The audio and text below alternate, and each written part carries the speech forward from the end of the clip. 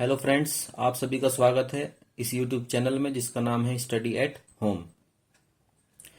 आज हम शुरू करने वाले हैं क्लास 12th की केमिस्ट्री रसायन विज्ञान का पाठ नंबर 2 जिसका नाम है विलयन या सॉल्यूशन। और इस पाठ की यह वीडियो नंबर 1 है, भाग 1 है। इस वीडियो में हम जो टॉपिक करने वाले हैं, कवर करने वाले हैं, वो है मिश्रण, विलयन और सांद्रता। तो चलिए हम शुरू करते हैं। तो सबसे पहला जो हमारा टॉपिक रहेगा आज का वो रहेगा मिश्रण। फिर हमारा टॉपिक रहेगा विलयन। विलयन क्या होता है उसके बारे में हम लोग जानेंगे। और फिर उसके बाद हम समझेंगे विलयन की सांद्रता। ये जो तीनों टॉपिक हैं, इन तीनों टॉपिक में जो एग्जाम के लिए जो मोस्ट इंपोर्टेंट टॉपिक रहता है वो रहता है सांद्रता। बाकी ये दोनों जो टॉपिक हैं मिश्रण और विलयन, ये हमें अपने समझ के लिए, समझ को विकसित करने के लिए जानना जरूरी है। और एग्जाम के लिए जो इंपॉर्टेंट टॉपिक होने वाला है वो होने वाला है सांद्रता। तो चलिए शुरू करते हैं। तो सबसे पहले हम शुरू करते हैं मिश्रण से।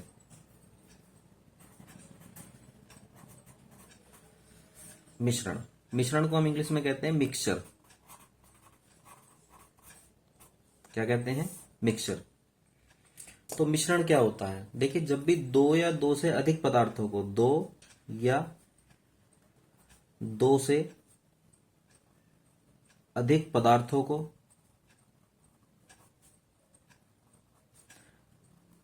आपस में मिलाया जाता है, आपस में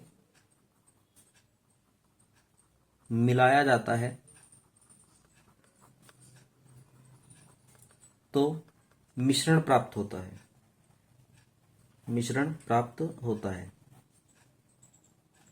देखिए, ये जो मैं लिख रहा हूं ये आपके लिए नोट्स होंगे।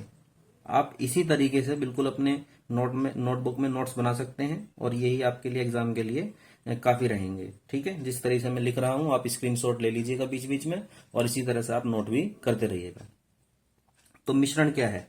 मिश्रण है दो या दो से अधिक पदार्थों को, यानी कि जब भी हम दो या दो से अधिक पदार्थों को आपस में मिलाते हैं तो दो या दो से अधिक पदार्थों को आपस में मिलाने पर जो हमें प्राप्त होता है उसे हम बोलते हैं मिश्रण। जैसे कि सपोज कीजिए हमने दो पदार्थ लिए, जैसे मान लिया हमने नमक लिया और नमक व रेत को आपस में मिला दिया, तो नमक और रेत को मिलाने पर क्या प्राप्त होगा हमें? मिश्रण, जिसे हम क्या कहेंगे? नमक व रेत का मिश्रण। इसी तरह से सपोज कीजिए हमने ले ली चीनी और चीनी को हमने मिला दिया रेत में, तो भी हमें क्या प्राप्त होगा? मिश्रण। ठीक है। या मान लीजिए हमने जो है तेल लिया और तेल को हमने मिला दिया दूसरे तेल में। मान लिया ये जो है सरसों का तेल है, ये किस चीज का तेल है? सरसों का। और ये मान लिया हमारे पास मूंगफली का तेल है, मूंगफली का तेल। तो दोनों को मिलाने पे क्या होगा? आपस में जो मिलेगा, मिलने के बाद जो हमें प्राप्त होगा वो क्या होगा? मिश्रण। इसे क्या बोलेंगे हम? सरसों के तेल व मूंगफली के तेल का मिश्रण। यानी कि मिश्रण क्या होता है? मिश्रण होता है जब भी दो या दो से अधिक पदार्थ, देखिए दो तो कम से कम होने ही चाहिए, क्योंकि भाई हमें मिलाना है तो मिलाने के लिए कम से कम दो तो होने ही चाहिए ना। तो दो या दो से अधिक पदार्थ, दो से ज्यादा भी हो सकते हैं, तीन हो सकते हैं, चार हो सकते हैं, पांच हो सकते हैं, लेकिन कम से कम कितने? दो। तो दो या दो से अधिक पदार्थों को आपस में जब मिलाते हैं तो उन्हें मिलाने से जो हमें प्राप्त होता है वो प्राप्त होता है मिश्रण। जैसे कि नमक व रेत को मिलाया तो हमने क्या मिला? हमें नमक व रेत का मिश्रण।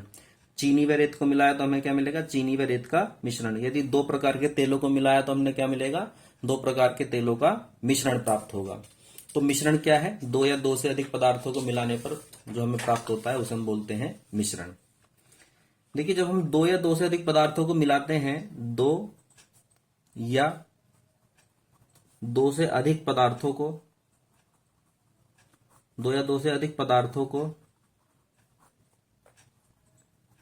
मिलाने पर दो स्थितियां संभव हो सकती हैं। मिलाने पर दो स्थितियां हैं, दो कंडीशंस हो सकती हैं, दो स्थितियां संभव है। क्या क्या है? पहली स्थिति तो ये हो सकती है, फर्स्ट स्थिति तो ये हो सकती है कि जो पदार्थ हमने मिलाए थे आपस में, ठीक है, दोनों पदार्थ आपस में पूर्णतः नहीं मिल पाते हैं।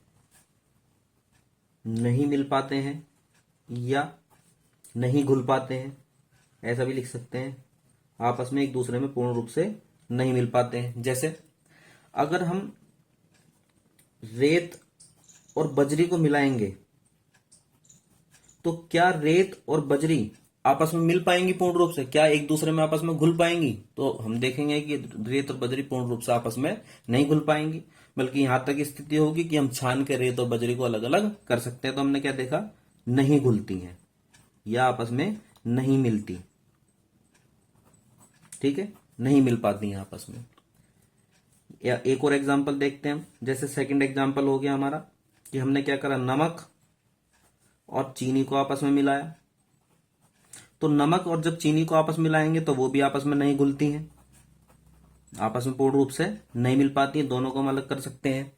तो पहली स्थिति तो ये हो सकती है कि जब हम दो या दो से अधिक पदार्थों को मिलाते हैं आपस में, तो मिलाने पे क्या होगा कि वो आपस में पूर्ण रूप से नहीं मिल पाते हैं, नहीं घुल पाते हैं। तो ऐसी स्थिति में ये जो हमारा प्राप्त हुआ है, ये क्या प्राप्त हुआ है? मिश्रण। क्या होगा? ये मिश्रण रह जाएगा, मिश्रण इसे हम बोलेंगे। और सेकंड स्थिति क्या हो सकती है? सेकंड स्थिति ये हो सकती है कि जो दोनों पदार्थ हमने मिलाए हैं, दोनों पदार्थों को आपस में मिलाने पर वे पूर्णतः आपस में मिल या घुल जाते हैं। पूर्णतः आपस में मिल या घुल जाते हैं, मिल जाते हैं या फिर आपस में क्या होता है, वो पूर्ण रूप से घुल जाते हैं। भाई एक कंडीशन तो ये हो गई कि वो हमने मिलाया लेकिन वो आपस में पूर्ण रूप से मिल नहीं पा रहे हैं, आपस में पूर्ण रूप से घुल नहीं पा रहे हैं, जैसे कि रेत और बजरी, नमक और चीनी। लेकिन ऐसा भी तो हो सकता है कि जो पदार्थ हमने मिलाए हैं, जो दो पदार्थ हमने मिलाए हैं, वे दोनों एक दूसरे में क्या हो, पूर्ण रूप से आपस में घुल जाएं, एक दूसरे में पूर्ण रूप से आपस में मिल जाएं। जैसे कि यदि हम देखें नमक और पानी, जब हम नमक और पानी को आपस में मिलाते हैं तो नमक और पानी क्या होते हैं, आपस में पूर्ण रूप से घुल जाते हैं। क्या जब हम नमक और पानी को मिलाएंगे तो क्या नमक पानी में घुलने के बाद में आप नमक को पानी से अलग कर पाएंगे? नहीं कर पाएंगे, क्योंकि नमक क्या हुआ, पानी में पूर्ण रूप से घुल गया है। इसी तरह से चीनी और पानी जो है, जब चीनी को पानी में घोलेंगे तो चीनी क्या होगी, पूर्ण रूप से पानी में घुल जाती है। और इस तरीके से घुल जाती है कि हम उसको अलग छान के अलग नहीं कर पाते हैं। तो दो कंडीशन हमने देखी कि दो कंडीशन हो पा रही हैं। पहली स्थिति क्या हो पा रही है कि दोनों एक दूसरे में पूर्ण रूप से नहीं मिल पाते हैं, और दूसरी स्थिति हो रही है कि दोनों पदार्थ आपस में पूर्ण रूप से मिल जाते हैं। तो अगर मिल नहीं पा रहे हैं तो जो मिश्रण था, भाई मिश्रण तो ये है ही, क्योंकि दो या दो से अधिक पदार्थों को मिलाने पे मिश्रण बन जाता, तो ये मिश्रण तो है ही। तो ये मिश्रण केवल मिश्रण ही रह गया, इस मिश्रण को हम मिश्रण ही कहेंगे। जबकि ये जो मिश्रण था, इस वाले मिश्रण को अब हम बोलेंगे विलयन। इस मिश्रण को क्या बोलेंगे हम? विलयन। मेरी बात समझ पा रहे हैं कि जब दो पदार्थों को हम मिलाते हैं तो दो स्थितियां संभव हुई कि वे आपस में नहीं मिल पाए पूर्ण रूप से, और वे आपस में पूर्ण रूप से मिल गए। यदि नहीं मिल पाते हैं तो वो जो मिश्रण है मिश्रण ही कहलाएगा केवल। लेकिन यदि वे पूर्ण रूप से आपस में मिल जाते हैं तो वह मिश्रण अब क्या बन गया है? विलयन। ठीक है, तो हमने जाना मिश्रण क्या होता है, एक बार दोबारा देख लेते हैं। दो या दो से अधिक पदार्थों को जब आपस में मिलाया जाता है तो हमें मिश्रण प्राप्त होता है। जैसे नमक व रेत का मिश्रण, चीनी व रेत का मिश्रण, पानी व चीनी का मिश्रण, पानी व नमक का मिश्रण आदि आदि, सरसों के तेल व मूंगफली के तेल का मिश्रण। अब जब हम दो पदार्थों को मिलाया तो मिलाने पे कितनी स्थिति संभव हुई? दो स्थितियां संभव हुई। पहली स्थिति क्या थी कि दोनों पदार्थ आपस में पूर्ण रूप से नहीं मिल पाते हैं या नहीं घुल पाते हैं, जैसे रेत और बजरी, नमक और चीनी। और यदि ये पूर्ण रूप से आपस में नहीं मिल पा रहे हैं तब बेटा ये मिश्रण तो बन गया, लेकिन ये मिश्रण ही कहलाएगा केवल। लेकिन जब दो पदार्थ को हमने आपस में मिलाया और ये पूर्ण रूप से घुल जाएंगे तब वह मिश्रण क्या कहलाएगा? तब वही मिश्रण का अब नाम हो जाएगा विलयन।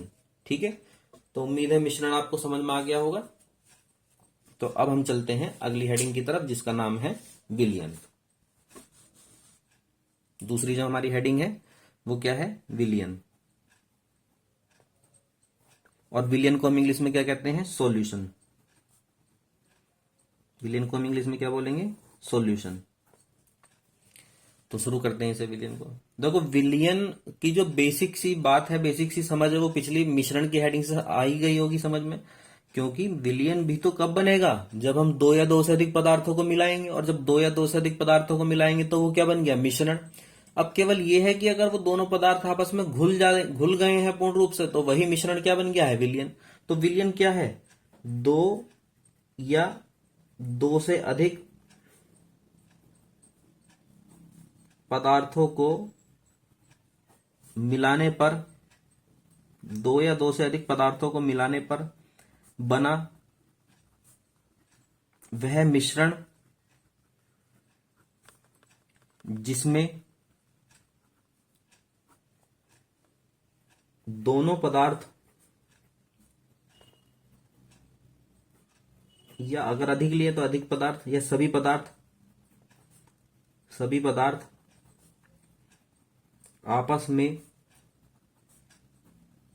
पूर्णतः घुल जाते हैं।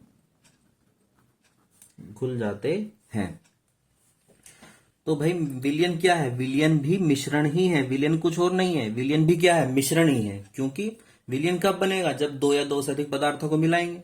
तो विलियन भी क्या है, मिश्रण ही है। लेकिन कैसा मिश्रण है, हमें ये बात समझनी है कि विलियन मिश्रण तो है ही, लेकिन कैसा मिश्रण है, ऐसा मिश्रण है जिसमें कि सभी पदार्थ जो है आपस में पूर्ण रूप से घुल जाते हैं। और यदि हम तकनीकी भाषा में इसे हम कहें तो इस तरीके से कह सकते हैं कि विलियन एक समांगी मिश्रण है, समांगी मिश्रण है, होमोजेनवस मिक्सचर है। Solution is a homogeneous mixture. यानी कि विलियन क्या है भाई, देखो विलियन पहली बात तो मिश्रण ही है, ये तो बात क्लियर होगी क्योंकि विलियन बनाने के लिए हमें दो या दो से ज्यादा पदार्थ चाहिए। तो विलियन क्या है, मिश्रण ही है। लेकिन कैसा मिश्रण है, समांगी, होमोजेनस मिक्सचर है। समांगी मतलब भाई ऐसा है कि जिसमें जो पदार्थ हमने मिलाए थे, यदि हम इसे समझने की कोशिश करें तो समांगी शब्द का मतलब क्या है, सम प्लस अंग, सम प्लस अंग। सम का मतलब क्या होता है, समान, एक जैसा।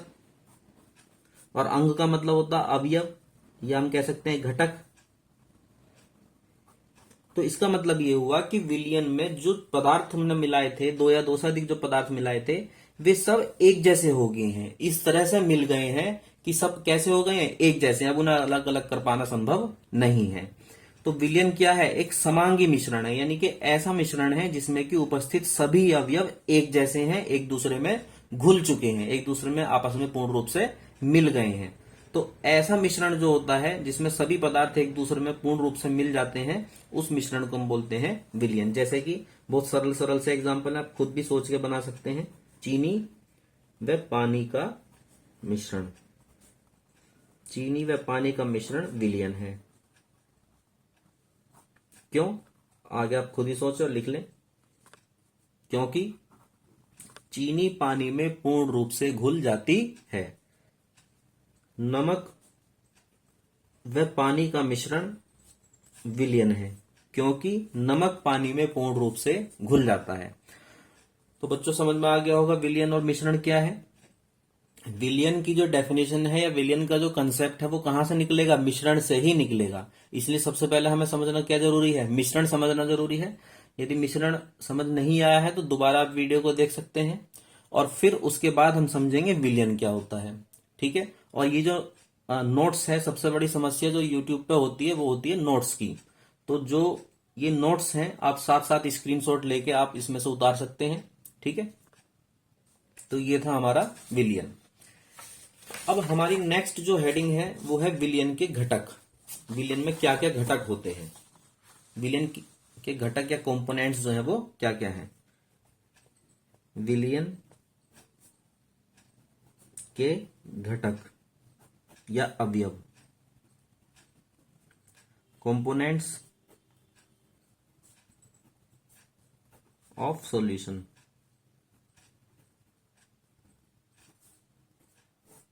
विलियन के घटक क्या क्या होते हैं। तो जैसे कि आप जानते ही हैं कि विलयन बनाने के लिए हमें दो या दो से अधिक पदार्थों की आवश्यकता थी। दो या दो से अधिक पदार्थों को हमने आपस में मिलाना था। तो जो पदार्थ हम मिलाते हैं उन्हीं में से हम एक पदार्थ को हम कहते हैं विलय। क्या कहते हैं? विलय, जिसको इंग्लिश में हम बोलते हैं सोल्यूट। और दूसरा जो अवयव है उसको हम, दूसरे पदार्थ को हम कहते हैं विलायक, जिसको हम इंग्लिश में बोलते हैं सोलवेंट। यानी कि जो विलयन हम बनाएंगे उस विलयन में जो दो पदार्थ हमने मिलाए हैं उन दो पदार्थों में से एक को हम क्या बोलेंगे? विलय, और दूसरे पदार्थ को हम क्या बोलेंगे? विलायक। विलय को इंग्लिश में हम बोलेंगे सोल्यूट और विलायक को जो हम इंग्लिश में बोलेंगे सोलवेंट। अब ये हमें जानना है कि विलय कौन होता है, विलायक कौन होता है। तो देखो, विलय विलय वो होता है जो कि विलयन में अपेक्षाकृत रूप में कम मात्रा में होता है। अपेक्षाकृत रूप में कम मात्रा में उपस्थित होता है, कम मात्रा में उपस्थित होता है। और विलायक कौन होता है? जो कि विलयन में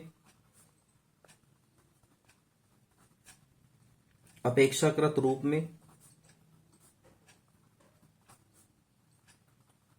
अधिक मात्रा में उपस्थित होता है।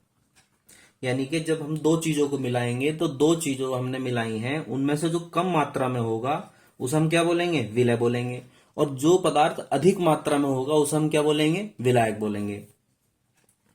दूसरा हम इस तरीके से भी समझ सकते हैं कि जो कि दूसरे पदार्थ में घुलता हुआ दिख रहा हो, दूसरे पदार्थ में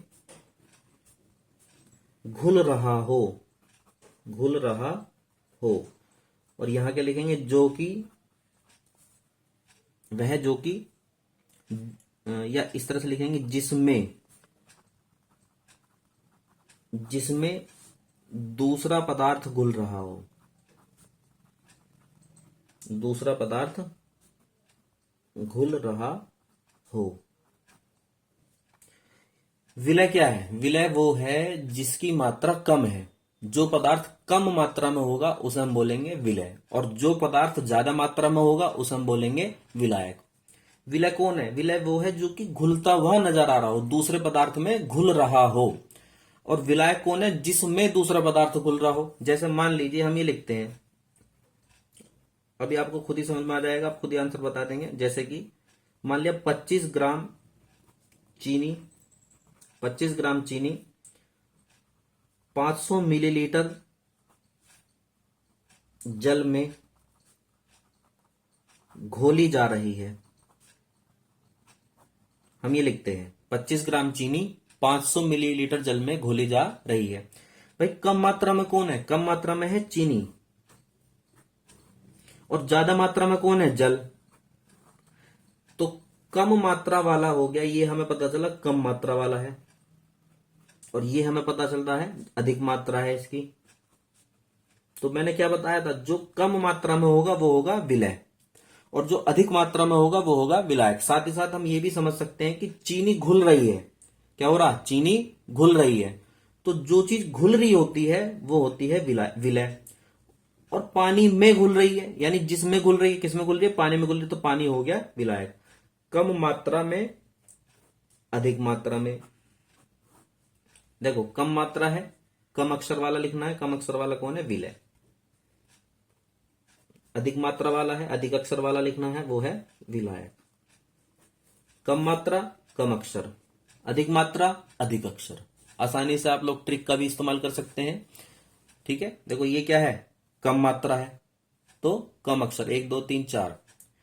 ये अधिक मात्रा है, अधिक अक्षर 1 2 3 4 5 6। इस तरीके से हम आसानी से ढूंढ सकते हैं। तो बच्चों समझ में आ गया होगा विलय और विलायक क्या है। विलयन के घटक क्या होते हैं? विलयन के घटक होते हैं, विलयन के दो घटक होते हैं, एक विलय और एक विलायक। विलय वो होते हैं जो कि कम मात्रा में उपस्थित होते हैं, विलायक वो होते हैं जो कि अधिक मात्रा में उपस्थित होते हैं। विलय वो होते हैं जो कि दूसरे पदार्थ में घुल रहे होंगे, विलायक वो होंगे जिसमें दूसरा पदार्थ घुल रहा होगा। चलिए एक एग्जांपल और देखते हैं हम लोग। एक एग्जांपल और समझने की कोशिश करते हैं। मान लिया हमने आज हमारा मन है नींबू पानी पीने का। आज हम चाहते हैं नींबू पानी पीना है, नींबू पानी। तो नींबू पानी बनाने के लिए क्या करेंगे हम लोग? नींबू लेंगे, चीनी, नींबू का रस लेंगे, चीनी लेंगे, नमक लेंगे, और हो सकता है कोई अतिरिक्त मसाला भी लेना चाहें जैसे शिकंजी मसाला इत्यादि इत्यादि। और इन सब चीजों को हम क्या करेंगे? पानी में मिलाएंगे। अब आप खुद ही सोचे कि पानी जो होगा वो इन सब चीजों से ज्यादा मात्रा में ही तो होगा। तो पानी क्या हो गया? चूंकि पानी ज्यादा मात्रा में है तो पानी क्या हो गया? विलायक। पानी क्या हुआ? विलायक। और ये सब चीजें जो कि कम मात्रा में हम लोग मिलाएंगे, ये सब क्या कहलाएंगे? विलय। यानी ये सब हो गए सोल्यूट और ये सब हो गए सोलवेंट। ठीक है, ये हो गया सोलवेंट, पानी हो गया सोलवेंट और ये सब हो गए सोल्यूट। नींबू का पानी भी क्या बना? विलय। नींबू का रस, सॉरी। चीनी क्या बना? विलय। नमक क्या कहलाएगा? विलय। मसाला क्या कहलाएगा? विलय। और विलायक कौन है? इन सब के लिए विलायक कौन है? पानी। ठीक है, तो अब आपको समझ में आ गया होगा विलयन के दो घटक होते हैं, एक होता है विलय और एक होता है विलायक। ठीक है, अगर समझ में आ गया है तो हम आगे चलते हैं। और आगे जो अब हमारी हेडिंग है वो है बच्चों सांद्रता। सांद्रता। और एग्जाम के लिए जो सबसे इंपॉर्टेंट हमारी हेडिंग है वो सांद्रता ही है। बच्चों आज हम क्या करेंगे? केवल सांद्रता का मीनिंग समझने की कोशिश करेंगे, क्योंकि सांद्रता एक बहुत बड़ा टॉपिक है। सांद्रता को व्यक्त करने के कई प्रकार होते हैं। सांद्रता कई रूपों में व्यक्त की जाती है। जैसे जो पहली बार पढ़ रहे हैं वो तो पहली बार ही सुनेंगे, लेकिन बाकी जो पहले भी पढ़ चुके हैं और उसके बाद वीडियो देख रहे हैं वो उन्हें मालूम ही होगा। सांद्रता कई रूपों में व्यक्त की जाती है। जैसे सांद्रता को एक व्यक्त करने का रूप होता है ग्राम प्रति लीटर। सांद्रता को ग्राम प्रति लीटर में भी व्यक्त किया जाता है। सांद्रता को व्यक्त करने का एक तरीका होता है मोलरता। सांद्रता को व्यक्त करने का एक तरीका होता है मोललता। सांद्रता को व्यक्त करने का एक तरीका होता है नॉर्मलता। सांद्रता को व्यक्त करने का एक तरीका होता है प्रतिशतता। और प्रतिशतता के भी दो प्रकार हैं।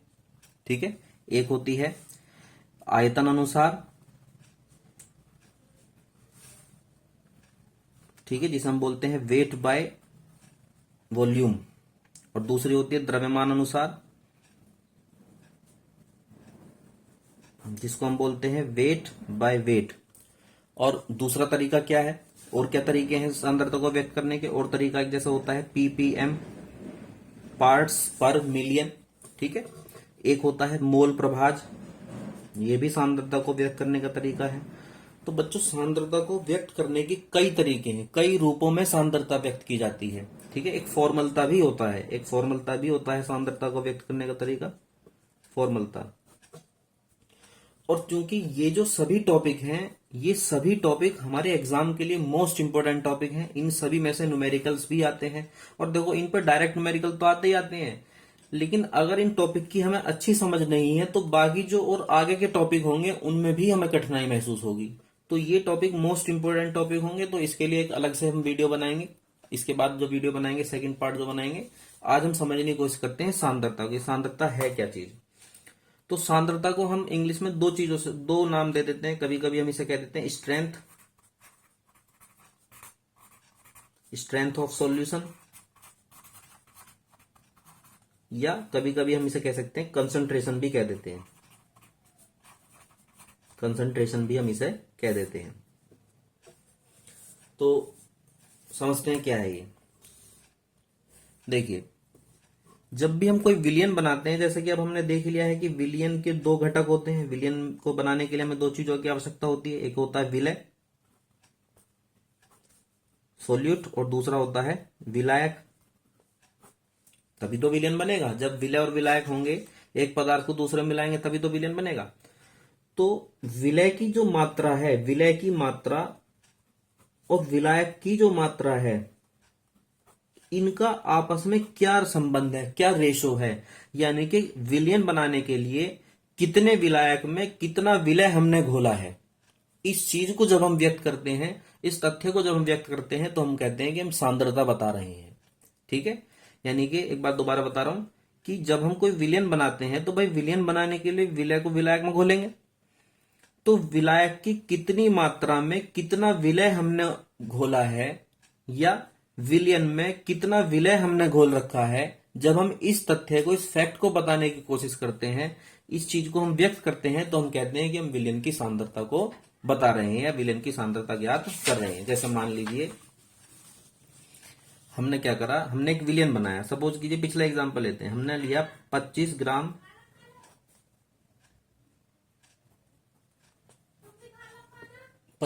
नमक। तो चलिए जो पहला एग्जांपल बताया था उसी को हम एक बार देखते हैं। ठीक है, 25 ग्राम नमक को 500 मिलीलीटर जल में घोला जाता है।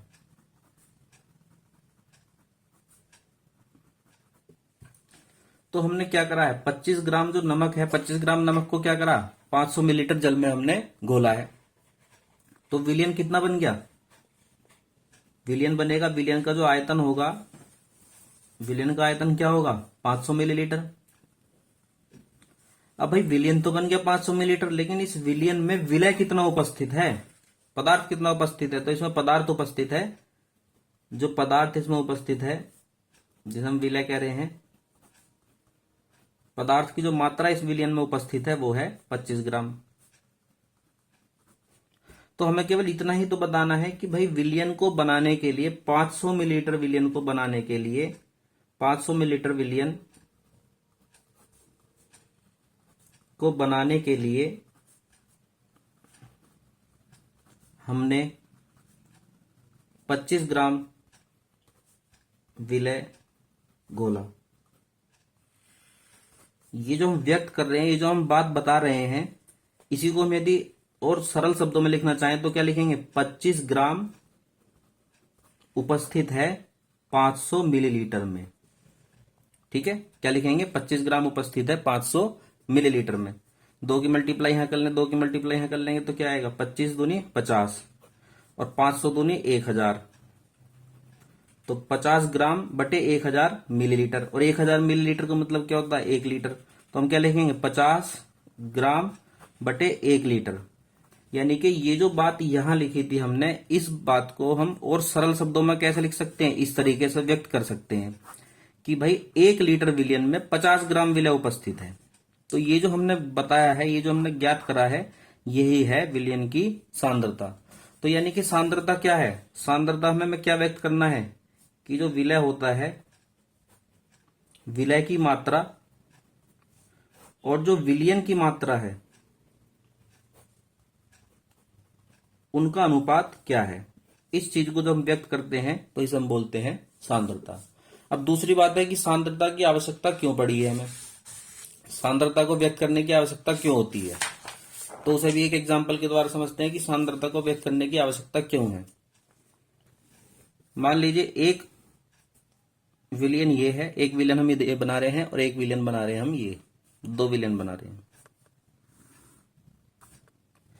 इस विलयन को बनाने के लिए हमने जो विलायक लिया है, इस विलयन को बनाने के लिए विलायक लिया हमने 400 ml, और इस विलयन को बनाने के लिए जो विलायक लिया है वो लिया है हमने 250 ml। ठीक है, और इसमें जो हमने विलय घोला है उसकी मात्रा हमने ली है, सपोज कीजिए इसकी मात्रा ली है हमने 30 ग्राम, और यहां जो विलय हमने मिलाया है, यहां जो विलय की मात्रा जो हम मिला रहे हैं, सपोज किया वो हमने मिलाई है 25 ग्राम। अब यदि मैं ये पूछूं कि विलय की मात्रा कहां उपस्थित है, कम, विलय कम कहां उपस्थित है, तो हम बता देंगे कि विलय कम यहां उपस्थित है। सपोज कीजिए विलय जो है चीनी है, विलय क्या है, चीनी। तो यदि मैं पूछूं चीनी कम कहां उपस्थित है, चीनी किस विलयन में कम उपस्थित है, तो सीधा सीधा हमारा आंसर हो जाएगा चीनी यहां कम उपस्थित है। और चीनी ज्यादा कहाँ उपस्थित है, तो चीनी यहां ज्यादा उपस्थित है। लेकिन यदि मैं ये पूछूं कि पीने में कौन सा पानी मीठा ज्यादा लगेगा, तब हमें सोचना पड़ेगा, तब हमारे पास कोई आंसर निकल के नहीं आएगा। अब हमारा आंसर हो जाएगा नो, कि अब हम यहाँ पे बताने में कंफ्यूज हो जाएंगे कि कौन सा पानी जो है वो पीने में अधिक मीठा होगा। मेरी बात को समझ पा रहे हैं कि यदि मैं ये पूछ रहा हूं कि चीनी कम कहां पे है, तो चीनी कम तो यहां दिखाई दे रही है 25 ग्राम, और ज्यादा कहां है, यहां। लेकिन अब मैं ये पूछ रहा हूं कि पानी कौन सा मीठा है, दोनों की तुलना में कौन सा पानी ज्यादा मीठा है, तब हमें सोचने में दिक्कत आ रही है कि कौन सा पानी अधिक मीठा है। तो इस चीज की बताने के लिए हमें जरूरत पड़ती है सांद्रता की। अब हम यहां निकालेंगे इस विलयन की सांद्रता। तो इस विलयन की सांद्रता जो होगी, इस विलयन की सांद्रता कैसे निकालेंगे, 30 ग्राम कितने में घुला, 30 ग्राम घुला 400 ml में, और यहां 25 ग्राम घुला है 250 ml में। ठीक है, तो अब यहां पे कर लेते हैं 2.5 की मल्टीप्लाई, तो 30 गुणा 2.5, ऐसे यहां भी कर लेते हैं 400 गुणा 2.5। यहां पे कितने कर लेते हैं, यहां कर लेते हैं 4 की मल्टीप्लाई, 25 गुणा 4, और यहां कर लेते हैं 4 की मल्टीप्लाई 250 गुणा 4। तो ये कितना आ गया, 30 गुणा 2.5 कितना आ जाएगा, 30 गुणा 2.5 निकाल लेते हैं, 5 दिया 15 का 5 दिया 15 ही आ जाएगा, और ये आ गया 60, तो ये आ गया 75, और 400 गुणा 2.5 कितना आ गया, 1000। तो 75 ग्राम बटे 1000 मिलीलीटर, और 1000 मिलीलीटर का मतलब क्या होता है, 1 लीटर। यानी कि 75 ग्राम जो है चीनी है 1 लीटर में, और यहां क्या है 25 चौका 100, यानी 100 ग्राम, और 250 गुणा 4 हो गया 1000 लीटर, 1000 मिलीलीटर, और 1000 मिलीलीटर का मतलब क्या होता है, 1 लीटर।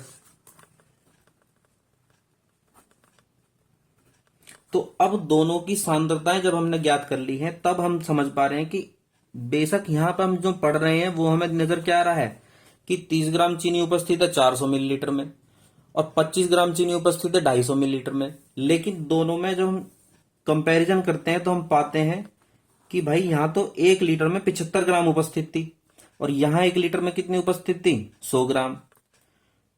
तो अब खुद ही सोचो कौन सा पानी ज्यादा मीठा होगा, तो हमारा आंसर होगा ये वाला। लेकिन जब हम यहां पढ़ रहे थे तो हमें क्या दिखाई दे रहा था, चीनी तो यहां पे कम उपस्थित है। तो दो विलयनों की तुलना करने के लिए हमें जरूरत होती है सांद्रता की। तो एग्जाम्पल समझ में आ गया होगा सांद्रता की आवश्यकता हमें क्यों पड़ती है। एक बार मैं इसे दोबारा रिवाइज करा दे रहा हूं ताकि कंफ्यूजन जो है वो क्लियर हो जाए।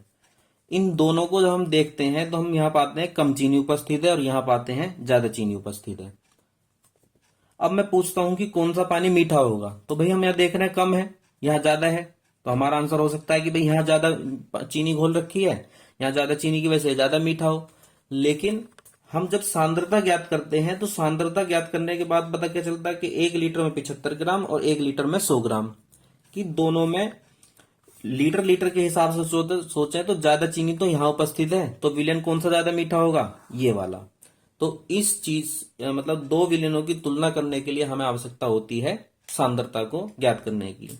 उम्मीद है आपको ये वीडियो पसंद आई होगी। यदि यह वीडियो आपको पसंद आई है तो आप इस वीडियो को लाइक कीजिए, शेयर कीजिए अपने फ्रेंड्स के साथ और अपने जो भी पढ़ने वाले हैं उनके साथ, और चैनल को सब्सक्राइब कीजिए। और अगली वीडियो में हम करेंगे सांद्रता से संबंधित जो विभिन्न प्रकार बताए थे उनको हम अगली वीडियो में कवर करने की कोशिश करेंगे। धन्यवाद।